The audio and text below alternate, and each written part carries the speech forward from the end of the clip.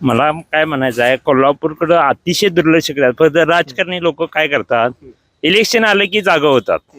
तसं उपयोग नाही आहे. कोल्हापूरला हल्लीच्या पिढीला काय पाहिजे त्याचा अजिबात विचार करत नाहीत. फक्त आपली खुर्ची प्यारी आहे, त्यामुळे त्याला काय अर्थ राहिलेला नाही.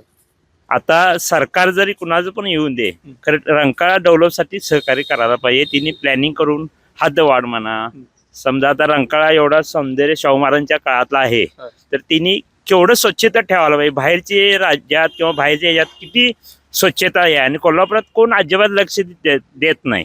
परत कचरा तर म्हणजे दुर्गंधी एवढी वास येतात. आता इथं रंकाळ्याच्या पुलावर केवढा दुर्गंधीचा वास येतोय शहाणपणे, त्याच्यावर कोणी विचार करत नाही. केवढं तेवढं झालं की झालं, मग काय त्याला अर्थ नाही. फक्त इलेक्शन पुरते येण्यात काय अर्थ नाही.